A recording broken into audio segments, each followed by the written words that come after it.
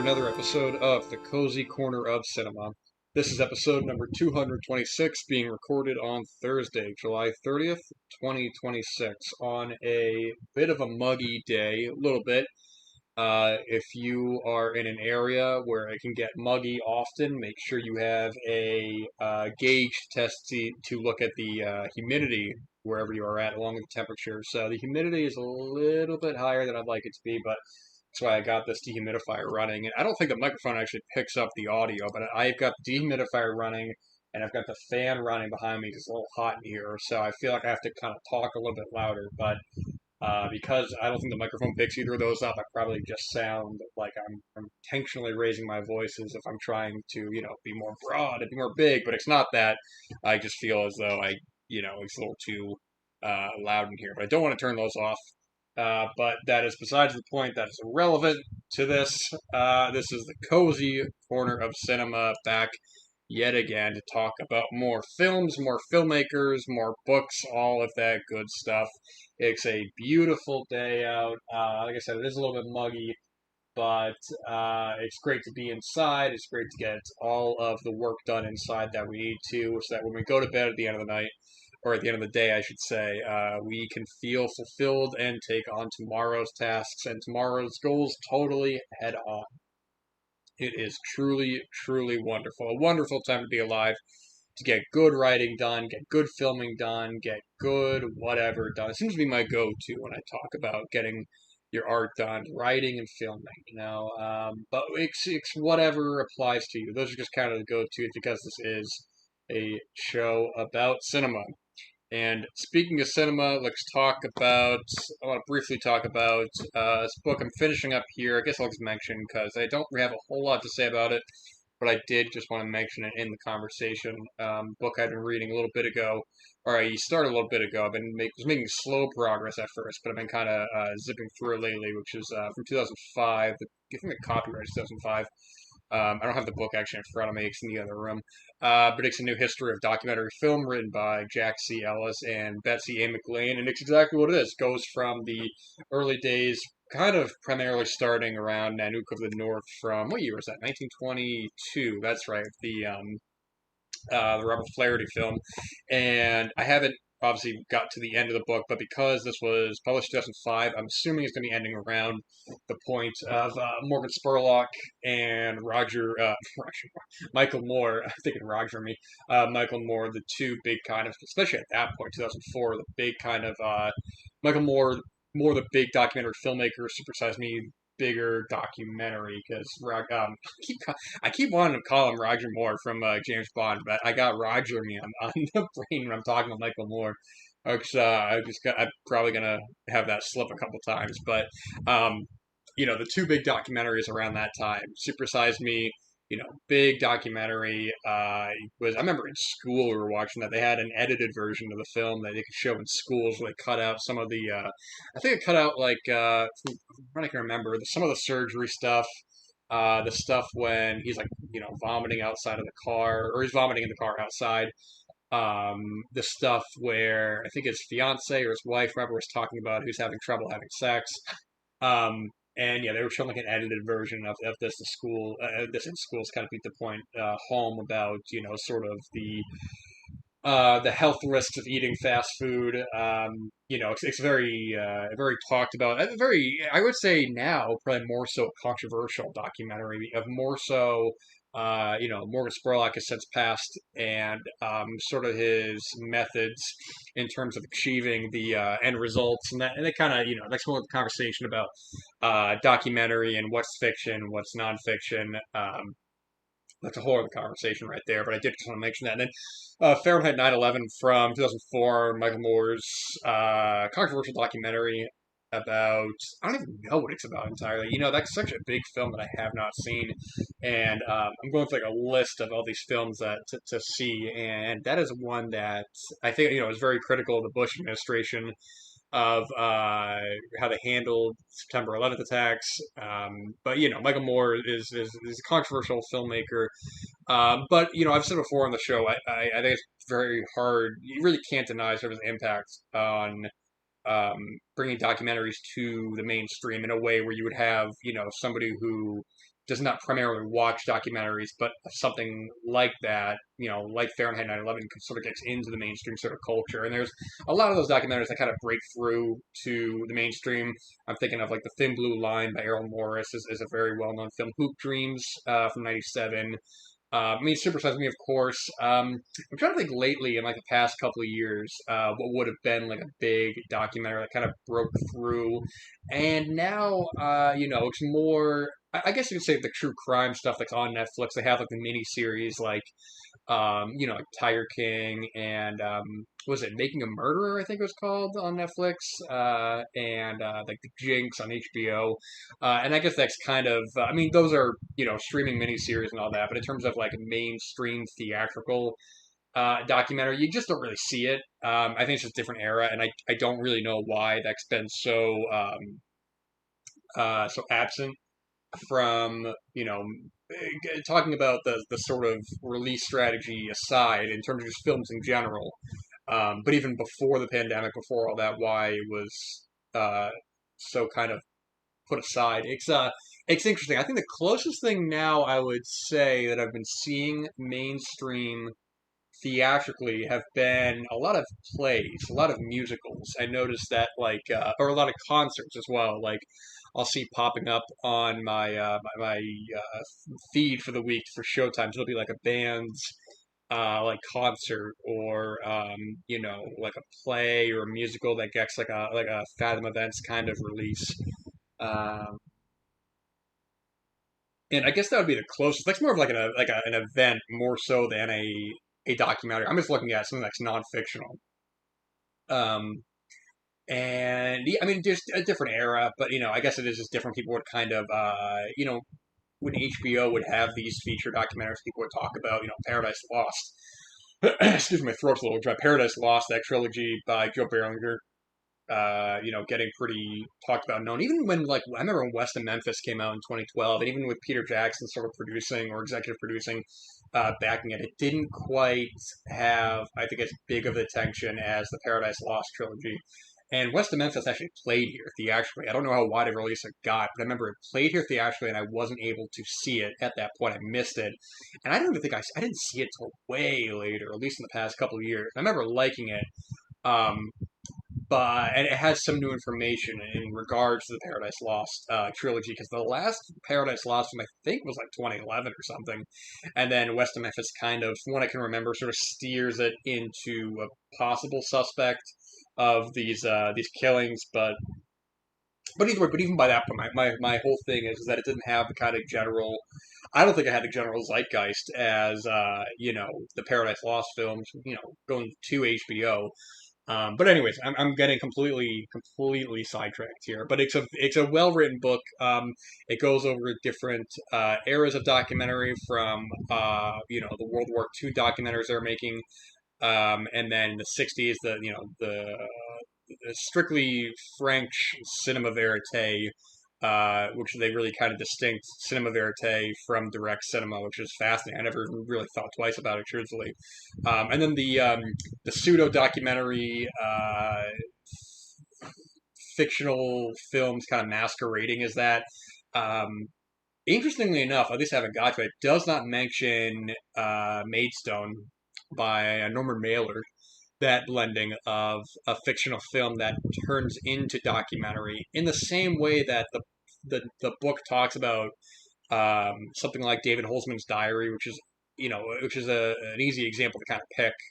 That sort of blending of fictional to non-fictional, but that to me that's a more opaque distinction than something along the lines of Maidstone, where this fictional story becomes somewhat documentary. I guess you could say documentary at one point, but that blending of reality and fiction. But it's all very fascinating. There's books made about that era. I think I actually have a book. Oh my gosh, another pile there of films. There ain't no way I'm getting to that. But I think I actually have a book that's specifically about that era or about the avant-garde scene in that era. I don't know. I think I might be mixing two books up, and I'd be able to tell you, but there's no way I'm just looking at that stack and I'm just not moving that right now. There's so much organizing to be done. But this got a second edition in 2012, I believe. Or I'm sorry, it's got a third edition. What year is this? In 2023. So that is just by Betsy McLean. So I wonder if because Jack C. Ellis is not listed here. So I wonder if he had passed away or he had just not been involved. Yeah, he passed away in looks like 2009. Well, this website says northwestern.edu. Yeah, 2009. So you had to have. Okay. So yeah, that makes sense. But perhaps if you're interested in this, you could go to the newest edition. Although I don't know if anything has been removed to trim the book as is. You would have to look it up on your own. But worth looking into nonetheless. It's a very good. I mean, I happened to find this at a used bookstore, and that's part of the fun of going to used bookstores. I didn't even know this book existed. You come across it, you go, hey, why not take a chance on it? That's also part of the fun. You go to a library, you look at the films they have, the books they have. There is just such a great experience about going to a used bookstore or going to a library. A different kind of experience, more so than um, going to. I guess I don't really have like a lot of like stores selling Blu-rays or DVDs anymore. Um, but there's so many books out there, and there's so many specific types of books that interest any kind of facet that you're into, or fictional work. It's just such a, I mean, total cozy feeling. You get like a local used bookstore. Or you get, a library, and you just some places you vibe with more than others. I've been to used bookstores where maybe the staff there aren't the nicest, or the selection's not very good, and you're just like, I kind of want to weed that out and choose whether or not you want to return or not return. But I've been to just so many places where the staff have been wonderful, or they've got a solid selection of books, and boy, these are just the kinds of, or even like the smells. They have like local sort of merchandise of like tote bags, or sometimes they'll have coffee there, and boy, oh boy, it's just such a warm, cozy feeling that has to be lived in. So, if you are, guarantee you got a library near you, got a used bookstore near you, take the time, go out there, give it a shot. There's just so much knowledge to be gained, so many books to read. It's just a wonderful, completely wonderful feeling. Um, and let's see here. Gonna move on from here. Let me get another sip of this coffee. And we're gonna talk, I say we. Oh gosh, losing my voice, I tell you. But I want to get this episode done. There's so much to do, but we'll talk about. I say briefly, and then it ends up being half the episode. But I also wanted to mention before I actually get into it, one of the filmmakers mentioned in the documentary book was Morris Engel. We've talked about the show before, Morris Engel and Ruth Orkin and their collection of films they did together. Um, they're one of my favorite Blu-rays that I have, and oh gosh, it's buried far away. Can I even see it from here? No, it's behind the thing. Never mind. I can't grab it. But I've talked about the works of Morris Engel and Ruth Orkin, their films Little Fugitive, Lovers and Lollipops, Weddings and Babies, and I Need a Ride to California. These range from 1953 to 1968. I think Little Fugitive is the most well known of the series. It's interesting, sort of grouping this into the documentary sort of aspect. I should also mention Ray Ashley as well, who's credited as a writer director, but it has that. I never really thought of it that way, but that sort of documentary feel at times, when you have this initial setup of this boy who gets a cruel prank played on him that he believes he has killed his older brother, and in fear he runs away to Coney Island. And it's one of these things where you see, these films from a certain period, from the 50s, 60s, 70s, where you would just have these actors or first time actors just going out in the street. And this is actually, what would be happening at that point, regardless of the cameras there. These were the films that were playing on the marquee. These were the events that were happening. Some people look at the camera, some not. Now with everything going on, and with Everyone has a smartphone. Everyone has a camera. You go out and you can capture every second of every day. But here, I think it's a bit more special to kind of look out and go like, wow, this is what was going on Coney Island at this time. These are the people who would have been there, whether the camera was there or not. This is what was going on, and it's just so fascinating. I love looking at these glimpses of time of that. But these are also just, I think, just really exceptional, cozy films as well. I've talked about Little Fugitive, I think, twice on the show before. I've talked about the films of, Ruth Orkin and Morris Engel, and how fond I am of them. But I really can't stress enough how much I like that Blu-ray set and how it is definitely um, worth picking up. And there's that documentary I do want to see called Ruth Orkin Frames of Life, which is a short documentary about 20 minutes or so. But that's the other thing too is that when it comes to these documentaries, some of them are just not available, or they are just not very common. You have to do a little bit of digging. Maybe you have to look at your local library and see if one in the area has a copy of one of these films. Because there were some that I was writing down, I was looking up, and I'm like, man, this isn't even coming up on IMDb. I gotta like Google it, and then I gotta go through IMDb that way, because they just won't even pop up first, and it's just like no one's talking about them. There's no pictures of them. There's no posters of them or anything like that. Um, so you got to do a little bit of digging. But that's part of the advantage of reading a lot of these books is that these films that sort of get lost in the milieu of, the great films from a certain era, and then for whatever reason, maybe these films aren't available or they're not talked about, and then they get lost, and then people don't talk about them, people aren't looking for them. Unless they have some sort of new evaluation or new restoration, or there's some sort of contextual reason for them to be brought back up. Unless you're reading a book, then they come up like that, and I think more so than it's great finding films now. It's in a lot of ways easier and harder. Um, it's a double-edged sword. Of you'll get a lot of films being thrown at you, and it can kind of be difficult to put an emphasis on the ones that really kind of stand out more so than another. Because you have a list of 20 films, and it's like, well, of those 20 films, which ones do I want to pursue first? And there's a lot of books that I've read that can almost be sort of overstimulation in terms of like listing so many films without any kind of context to them. This one book I was reading, I think it was, yeah, it was, I think it was a book on the history of Italian cinema. It became so overwhelming where it was just, like, there's so many films listed. I was trying to look some of these up, and some of these just, either they go by different titles or they go by the Italian titles, and there's no real knowledge, there's no real basis for it. Where I'm like, man, this is almost like this is too academic where it is turning me off where I don't even want to look at these unless it's a specific filmmaker or a specific context to a film. There's no way I could possibly look all these up, and unless I just completely and totally dedicate my time to that, which I'm just not going to do. There's too many other films to watch. There's too many other avenues to go down that unless I was doing a my own book or some sort of project on this very specific genre of film or geographical location for film. I mean, you're just not going to do that. It's just not going to happen.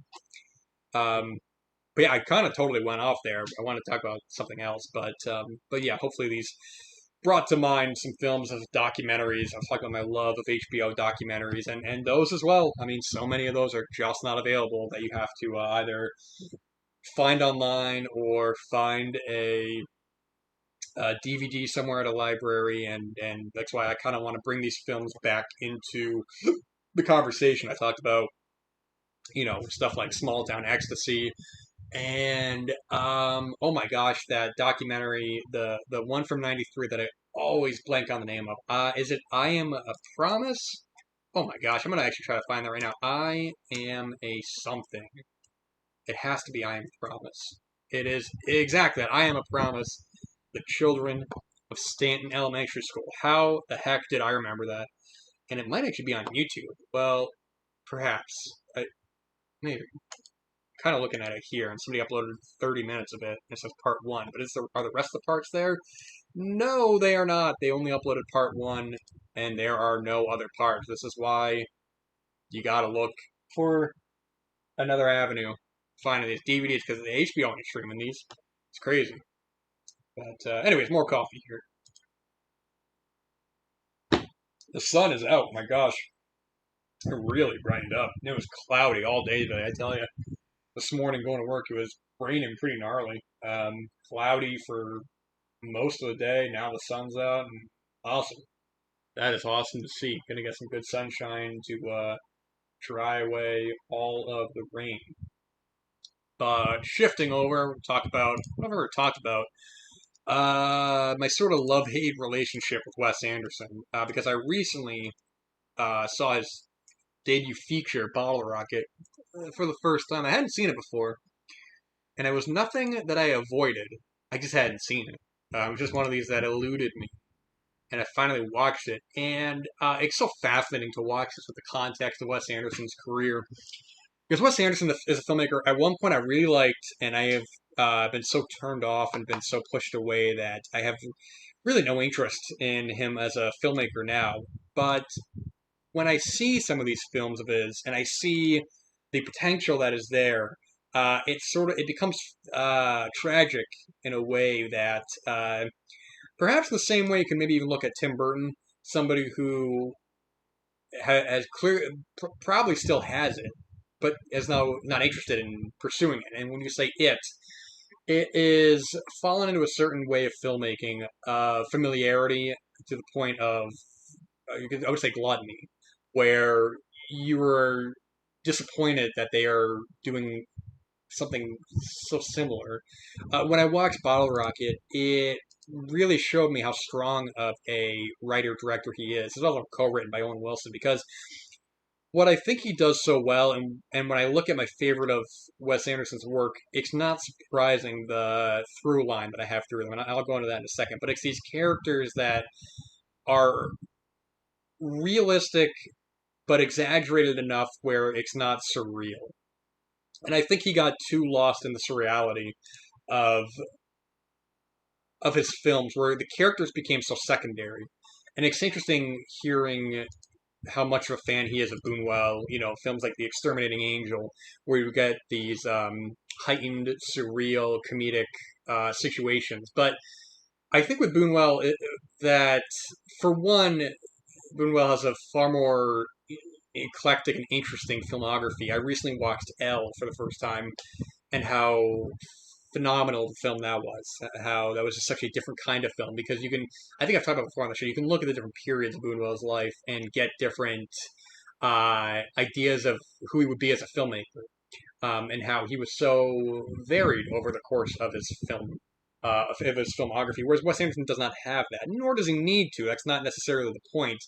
Um, but when I look at a film like Elle and I go, oh my gosh, this is the same guy who directed The Exterminating Angel. This doesn't feel. This feels so mature, and I don't mean that in a negative way. But because I mean, the thing with Buñuel is he has that sort of no pun intended, but he does have this sort of bourgeois element and this very classy element to his film that Wes Anderson kind of he does have as well, but not in a to me not in a focused way.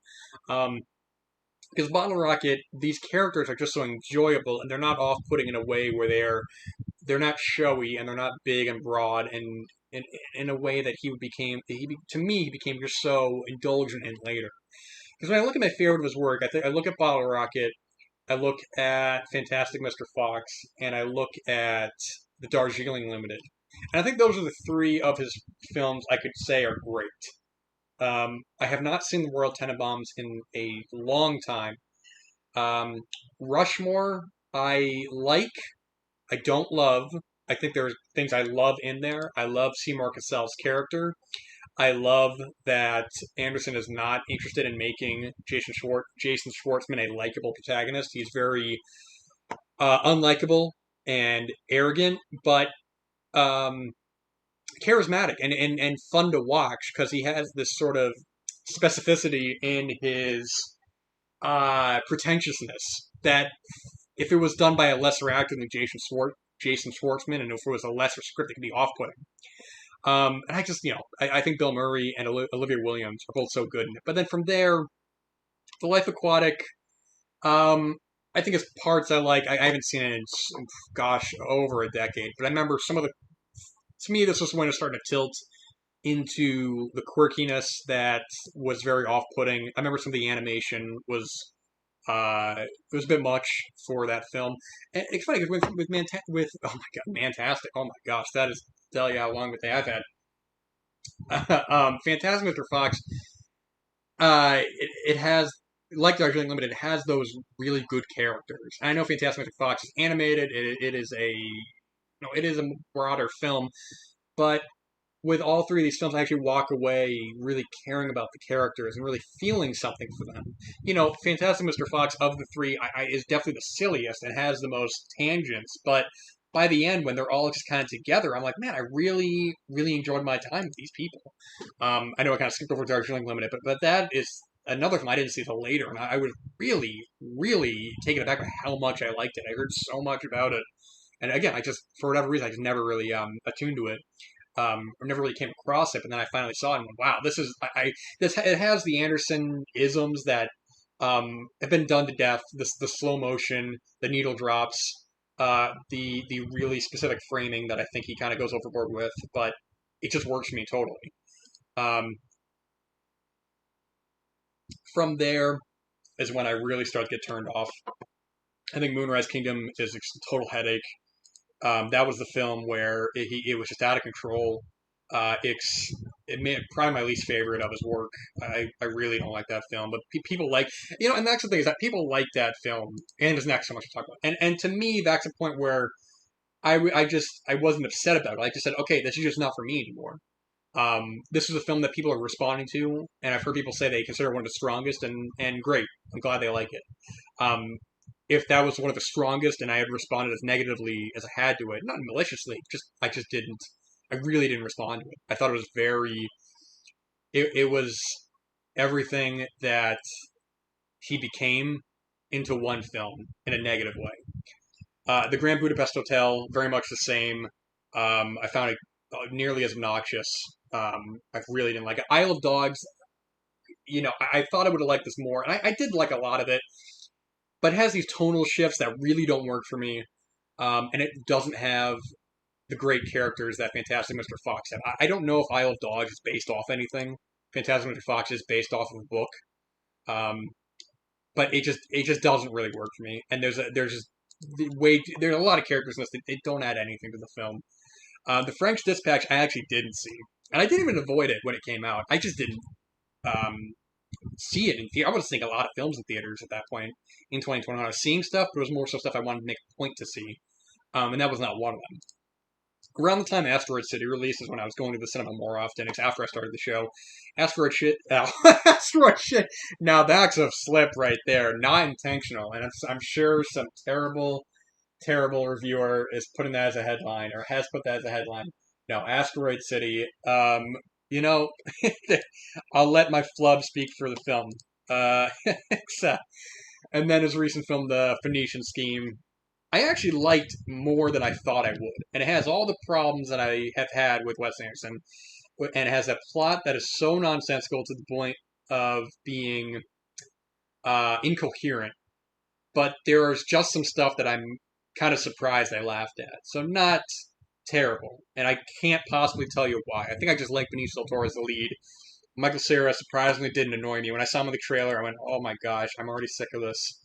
And but no, I actually am kind of surprised I like that film, which is not saying much because I wasn't really crazy about it overall.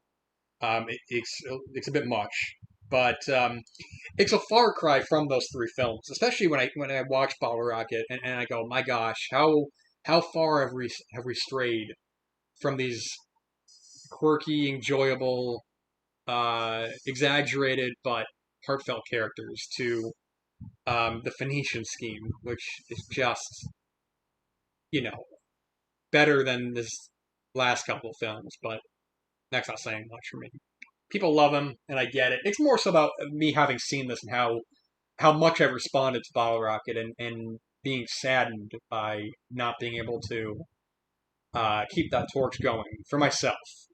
But people love him, and that's great. He's doing something right with an audience. But for me, it's been a far cry from those films. But I am going to end it there. The sun is now fully out, my gosh, and the cat is right here in the window, looking just all around.